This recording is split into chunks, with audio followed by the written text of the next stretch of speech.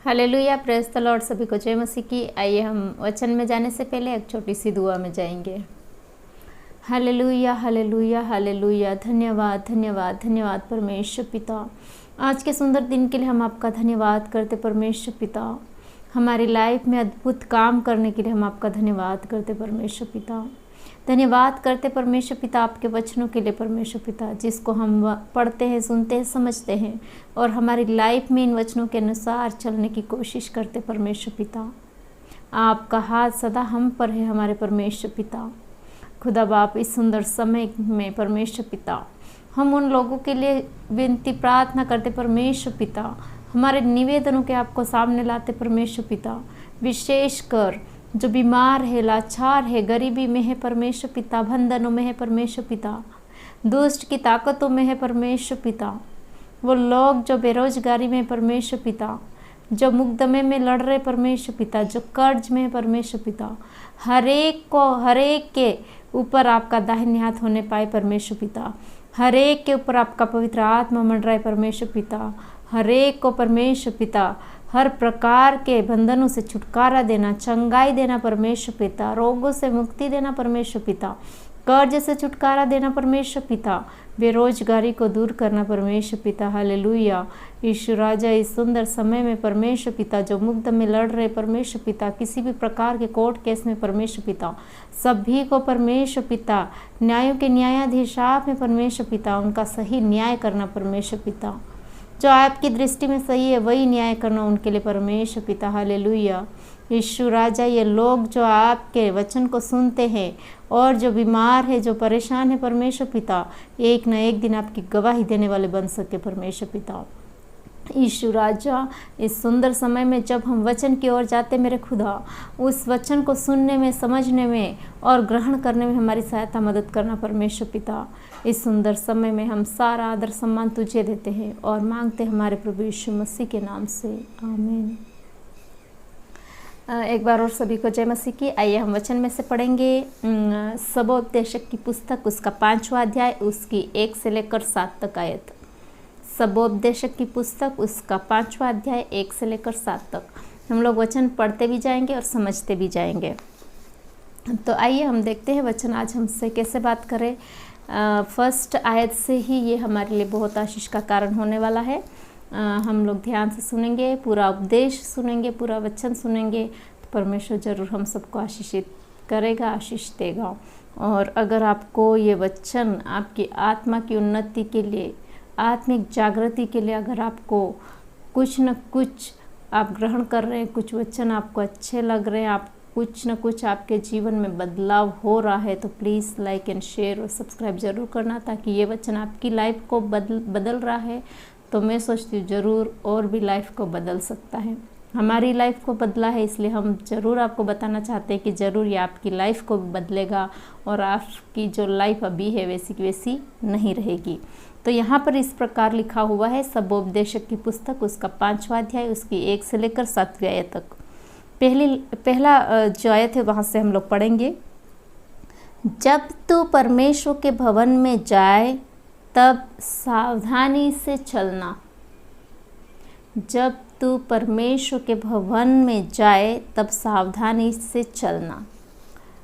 प्रिय, परमेश्वर का वचन हमसे बात करे, हमको समझाए, हमको सिखाए कि हम जब परमेश्वर की भवन की ओर जाते हैं, जब हम लोग परमेश्वर की उपस्थिति में जाते हैं, परमेश्वर के साथ संगति करने जाते हैं, तब हमारा जो इंटेंशन, उद्देश्य, हमारा दिल दिमाग किस प्रकार का है, सावधान है, हम अलर्ट है कि नहीं है, ये सोचने की बात है, विचारने की बात है, मनन ध्यान करने की बात है प्रियो।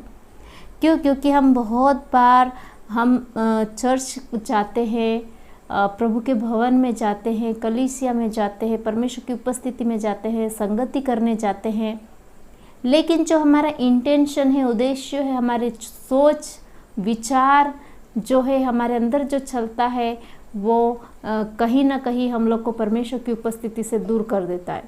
हम लोग बहुत बार हमारे विचारों में पड़े रहते हैं, विचारों में खोए रहते हैं। हम लोग जो वचन वहाँ सुनाया जाता है वो भी ध्यान से सुनते नहीं हैं, प्रभु की उपस्थिति में नहीं आ पाते। क्यों? क्योंकि हम सावधान नहीं हैं, हम अलर्ट नहीं हैं, हम खोए हुए हैं।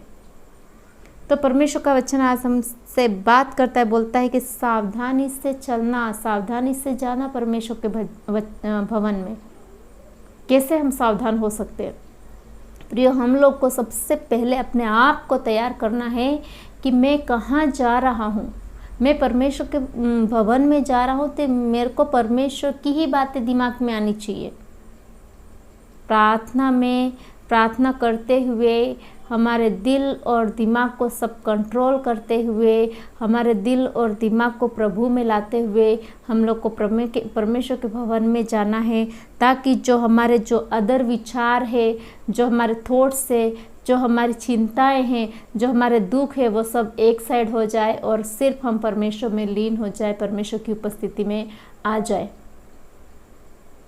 तो सबसे पहले अगर हम चर्च जा रहे हैं तो हमारा उद्देश्य क्या है, हमारे मन में क्या चल रहा है, हमारे जो बुरे विचार है, जो बुरा मन में जो चल रहा है, जो बुराइयां चल रही, जो बुरे उद्देश्य है, जो गंदे उद्देश्य है, जो हमारे लड़ाई झगड़े वाली बात है घरों में, जो हमारे अदर चोरी धंधे वाली बात है, जो बेविचार वाली बात है, जो अलग अलग प्रकार की आत्माएं हमारे अंदर काम करी, उनको सबको दूर करके पवित्र लहू से अपने आप को धो करके हमें परमेश्वर के भवन में जाना है, ताकि हम परमेश्वर के भवन में जाके परमेश्वर की उपस्थिति का अनुभव कर सके।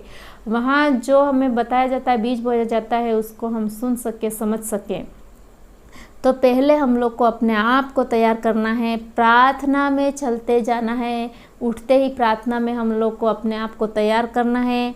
अपने आप को जब हम लोग तैयार करते हैं तब हमारे उद्देश्य, हमें चर्च के जाते हैं, परमेश्वर की आराधना स्तुति करने जाते हैं, उसके वचन को सुनने के लिए जाते हैं, वो सारी भावनाएं हमारे अंदर होनी चाहिए और दूसरी सब चीज़ें हमें बाहर निकाल देनी चाहिए। बुरे विचार, बुरी आदतें, बुरे उद्देश्य हमें बाहर निकाल देना चाहिए। अगर हमारे साथ ये बुरी चीज़ें चलेगी तो चर्च जाने का, परमेश्वर के भवन में जाने का, परमेश्वर की कलीसिया में जाने का कोई मतलब नहीं रहेगा। हम बेकार हो जाएंगे, हमारा टाइम व्यर्थ हो जाएगा। हम जो टाइम से जा रहे वो मतलब नहीं रहेगा। 2-3 घंटे बैठ के आएंगे लेकिन उसका कोई मतलब नहीं रहेगा अगर हमारा मन शुद्ध नहीं हो, हम अलर्ट नहीं हो, हमारा उद्देश्य सही नहीं हो, हमारा इंटेंशन सही नहीं हो और हम लोग चर्च में जाके बैठ रहे तो उसका कोई मतलब नहीं रहेगा। लेकिन परमेश्वर का वचन जो हमसे बात कर रहा है उसके अनुसार हमें सावधान रहना है, अलर्ट रहना है कि कैसे, किस प्रकार से मैं परमेश्वर के भवन में जा रहा हूँ। आगे हम लोग देखते हैं सुनने के लिए समीप जाना। परमेश्वर को सुनने के लिए, परमेश्वर को वचन को सुनने के लिए, परमेश्वर के वचन को मनन ध्यान करने के लिए वहाँ समीप जाना मतलब है कि हमारा जो माइंड है वो यहाँ वहाँ भटकता रहता है, हम लोग का जो दिमाग है वो यहाँ वहाँ रहता है, उसको परमेश्वर के समीप लेके आना है। बहुत बार यहाँ वचन होता है चर्च में, भवन में, कलीसिया में, और हमारा दिमाग कहीं और होता है।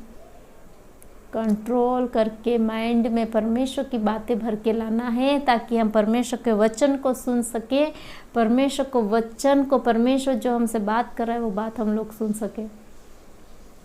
परमेश्वर का वचन, परमेश्वर का वचन जो है, हम आत्मा और हमारी आत्मा को तैयार करना है, हृदय को तैयार करना है, मन को तैयार करना है। हमें भटकना नहीं है उस समय, ताकि हम आत्मा में होकर वचन को सुने, जो प्रचार किया जा रहा है उस प्रचार को सुने, उस पर मनन ध्यान करें, उसको अमल करें और उसके अनुसार हम चलने वाले बन सके। प्रियो, आगे लिखा हुआ है, मूर्खों के बलिदान चढ़ाने से उत्तम है क्योंकि वे नहीं जानते कि बुरा करते हैं। अब बलिदान चढ़ाना, सिर्फ अगर हम लोग बलिदान चढ़ाने जा रहे हैं, वचन नहीं सुनते हैं, प्रभु के समीप उसकी उपस्थिति में नहीं बैठते हैं, तो हमारा दान करना भी बेकार है। कई लोग जाते हैं, कई लोग सोचते हैं दान कर देंगे, दक्षिणा दे देंगे, पुण्य कर देंगे तो हमारा सब कुछ हो जाएगा। लेकिन नहीं, ऐसा नहीं है। पहली बात है हमें परमेश्वर के वचन को सुनने के लिए समीप जाना मूर्खों के बलिदान चढ़ाने से उत्तम है। मतलब परमेश्वर के वचन को हमको सुनना है, वो ज़्यादा इम्पोर्टेंट है, ना कि दान देना। दान देना बेटा, दान देना सेकेंडरी चीज़ है, वो बाद में होती है, बाद में करना चाहिए। और दान नहीं करो तो भी कोई दिक्कत नहीं है, लेकिन परमेश्वर का वचन सुनो। तो लिखा हुआ है कि केवल बलिदान चढ़ाने के लिए ही चर्च में मत जाओ, लेकिन परमेश्वर से सुनने के लिए, उसकी उपस्थिति में बैठने के लिए हम लोग को परमेश्वर के पास जाना है। केवल अगर दान देने जा रहे हो तो दान तो आप कहीं भी दे सकते हो, लेकिन अगर चर्च जा रहे हैं तो परमेश्वर का वचन को सुनिए, समझिए, उसकी उपस्थिति में होइए और आपके जीवन को बदलिए। परमेश्वर आपके जीवन को जरूर बदलेगा। आगे इस प्रकार लिखा हुआ है, बातें करने में उतावली ना करना, ना अपने मन की कोई बात उतावली से परमेश्वर के सामने निकालना, क्योंकि परमेश्वर स्वर्ग में है और तू पृथ्वी पर है, इसलिए तेरे वचन थोड़े ही है। बहुत ही सुंदर वचन है। देखो, एक तो हम लोग चर्च जाते जाते ही बातें करने में उतावली ना करना, मतलब हम चर्च जाते जाते ही कुछ भी किसी की बुराई करते हैं, किसी का कुछ भी बातें हम लोग करते करते जाते हैं, और जैसे ही चर्च ख़त्म होता है तब भी हम लोग किसी की बुराई करते हुए आते हैं, किसी के बारे में गपशप करते हुए आते हैं, और अपने घर में आके हम लोग फिर हमारे चर्च जाने का मतलब क्या रहा? कोई मतलब नहीं रहा। अगर हम चर्च जा रहे हैं या चर्च जाके आ रहे हैं तो हमारे अंदर बाइबल के वचन घूमने चाहिए, ना कि किसी इंसान की बुरी आदतें, किसी इंसान के बारे में बातें करना, किसी इंसान के बारे में गलत सोचना। और हमें परमेश्वर के सामने भी इतनी सारी बातें नहीं करनी है, परमेश्वर से बार बार मांगना नहीं है, परमेश्वर को बार बार कुछ बोलना नहीं है, क्योंकि परमेश्वर तो स्वर्ग में है, उसको सब कुछ पता है। हम लोग वचन में पढ़ते हैं, परमेश्वर जो स्वर्ग में है उसको सब कुछ पता है, और हम तो पृथ्वी के सिंपल मनुष्य हैं। हमें बाइबल में लिखा है कि हमें बहुत सारे शब्द यूज़ करने की ज़रूरत नहीं है, बहुत सारा हमारे मांगने से पहले हमारे पिता को, परमेश्वर पिता को, स्वर्गीय पिता को पता है कि हमें किस चीज़ की ज़रूरत है। तो यहाँ पर परमेश्वर का वचन कहता है कि हमें उतावली नहीं करनी है। उतावला मतलब बहुत उतावला नहीं होना है, क्योंकि जैसे कार्य की अधिकता के कारण स्वप्न देखा जाता है, वैसे ही बहुत सी बातों का बोलने वाला मूर्ख ठहरता है। हम लोग देखते हैं, क्योंकि जैसे काम ज़्यादा होते हैं तो उसके काम के अनुसार हम लोग सोचते हैं, देखते हैं कि उसके सपने बड़े बड़े हैं, वो बड़े बड़े काम करता है। और वैसे ही यहाँ है कि जो ज़्यादा बोलता है वो सोचता है कि है ना, वो बहुत अच्छा खासा कर रहा है, उसको सब कुछ आता है, लेकिन ऐसा नहीं है। परमेश्वर की दृष्टि में वो क्या है? मूर्ख है। जब तू परमेश्वर के लिए मन्नत माने तब उसके पूरा करने में विलंब ना करना। जब हम परमेश्वर के भवन में जाते हैं, परमेश्वर से जब हम बातें करते हैं, परमेश्वर के लिए वहाँ जाते हैं, तो तब हमको मन्नतें अगर हम मांगते हैं तो उसको पूरा भी करना है। जो भी मन्नत हमने रखी है वो पूरी करनी है, क्योंकि वह मूर्खों से प्रसन्न नहीं होता। जो मूर्ख है, जो बेकार है, उनसे प्रसन्न नहीं होता। जो मन्नत तूने मानी हो उसे पूरी करना, जो मन्नत तुमने मांगी है उसको पूरी करना बहुत ज़रूरी है। अगर आपने परमेश्वर से मन्नत मांगी है कि मैं आपका धन्यवाद करूँगा, आराधना स्तुति करूँगा, दान दक्षिणा दूंगा, और आप नहीं देते हैं, तो फिर आप पापी हैं। परमेश्वर आपसे खुश नहीं है। आप जो बोल रहे वो आप कर नहीं रहे, आपके वचन के आप पक्के नहीं हो। परमेश्वर अपने वचन का पक्का है, तो हम क्यों ना अपने वचन के पक्के हो जाएं। जब हम अपने वचन के पक्के हो जाएंगे तो परमेश्वर हमारी लाइफ में और अद्भुत काम करेगा।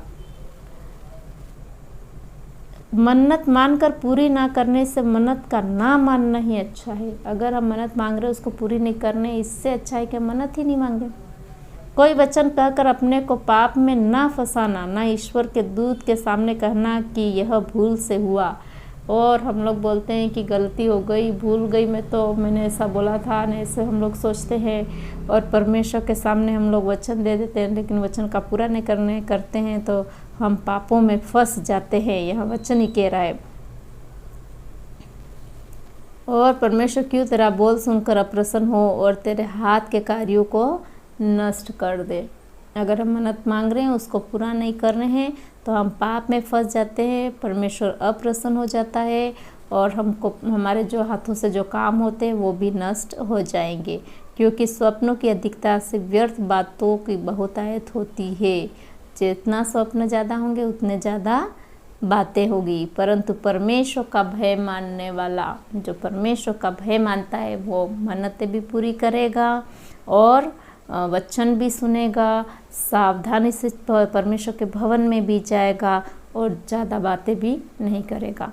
तो परमेश्वर पिता इन वचनों के द्वारा हम सबको आशीषित करे और हमें ब्लेस करे कि हमारा जीवन दिन प्रतिदिन बदलता जाए और हम आत्मिक रूप से और अच्छे होते जाएं। सभी को जय मसीह की। God bless you.